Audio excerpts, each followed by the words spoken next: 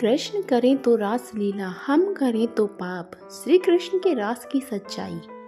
यह जुमला अधिकांश इश्क मिजाज लोगों के मुख से अक्सर सुनने को मिल जाता है। श्रीमद् भागवत में रास पंचाध्यायी का उतना ही महत्व है जितना हमारे शरीर में आत्मा का। श्रीमद् भागवत में रास पंचाध्यायी 10वें स्कंद में 29 से 33 अध्याय में है।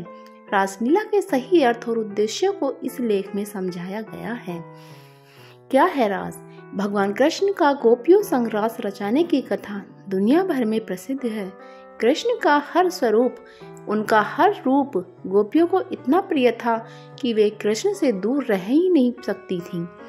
वृंदावन की हर गली आज भी कृष्ण के रास की कहानी बयां करती है। लेकिन सर्वप्रथम रास का आयोजन कैसे और किन परिस्थितियों में हुआ? रास का वास्तविक अर्थ क्या है? इससे जुड़े तथ्यों से बहुत ही कम लोग परिचित हैं। दरअसल कृष्ण द्वारा रचाए जाने वाला रास सबसे पहले शरद पूर्णिमा की रात्रि को संपन्न हुआ, जिसका संबंध कामदेव द्वारा श्री कृष्ण को दी गई चुनौती से है। शिव और सती, प्रेम और काम के देवता कामदेव ने जब अपने बाण से भगवान शिव का ध्यान भंग कर दिया तो उन्हें अपनी ताकत पर बहुत घमंड होने लगा। दरअसल सती की मृत्यु के पश्चात जब भगवान शिव संसार की मोह माया के बंधन से मुक्त होकर ध्यान में लीन हो गए थे, तब देवताओं के कहने पर कामदेव के बाण ने ही उन्हें पार्वती की ओर आकर्षित किया था। शिव द्वारा भस्म, ध्यान भग्न होने से क्रोधित महाशिव ने कामदेव को भस्म कर दिया था, परंतु कामदेव की पत्नी रति की विनती सुनकर भोलेनाथ ने कामदेव को पुनः अस्तित्व प्रदान किया। इस घटना के बाद कामदेव को अपने ऊपर गर्व हो गया था कि वे किसी को भी काम के प्रति आसक्त कर सकते हैं। कामदेव का घमंड, इसी घमंड के चलते उन्होंने एक बार श्री कृष्ण, जो कि वासना और काम जैसी किसी भी भावना से मुक्त हैं, से कहा कि वे उन्हें वासना के बंधन से बांधकर ही रहेंगे। श्री कृष्ण ने भी उनकी चुनौती स्वीकार कर ली।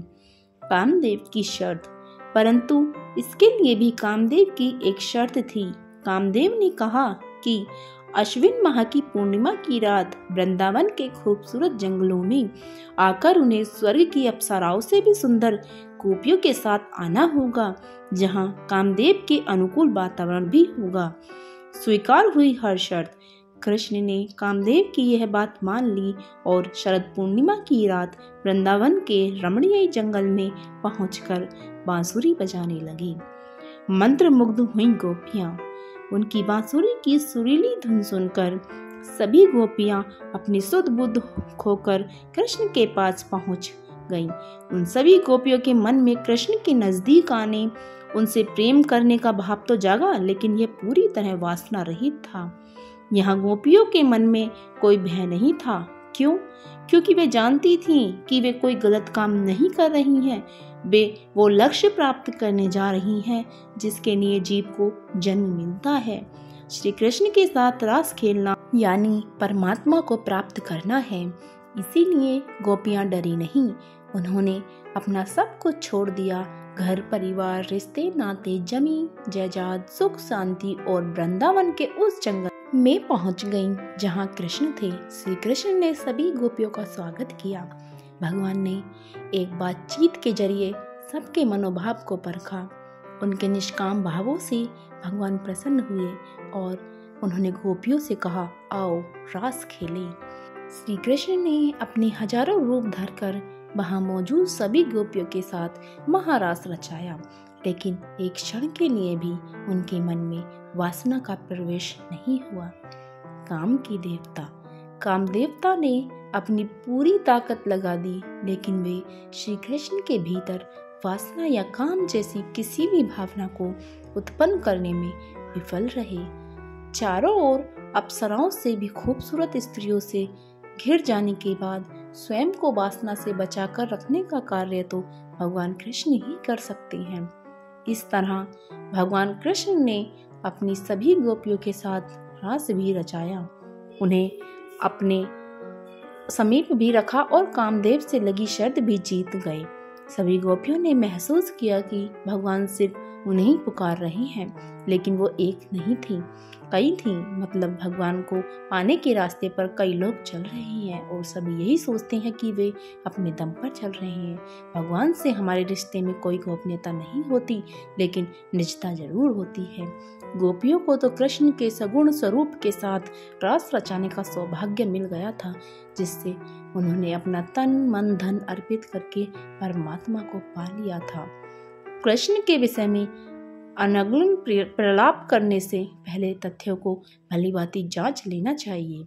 वासना को भगवान के समान आचरण की ओट देना अपने कर्म खराब करना है। यह सौभाग्य केवल कृष्ण के युग तक गोपियों तक ही सीमित नहीं था। कलयुग में हम भी ध्यान और भक्ति के द्वारा आध्यात्मिक रास ईश्वर के साथ रचा सकते हैं। यह रास तन और मन से परे का रास है, जो ईश्वर और उसके अंश कबीर, नामदेव, मीराबाई, राबिया बसरी, संत तुकाराम आदि अपने समय में निर्गुण भक्ति द्वारा रचा चुके हैं, जो उनकी अनेक रचनाओं में वर्णित है। धरती पर प्रत्येक मनुष्य के अंदर वह योग्यता ईश्वर द्वारा रखी गई है। हम भी उनके सर्वथा योग्य हैं, यदि हमारे अंदर ईश्वर प्राप्ति की इच्छा जागृत हो जाए। अगर आप भी कृष्ण जी के सच्चे भक्त हैं तो प्लीज चैनल को सब्सक्राइब करें। जय श्री राधे राधे।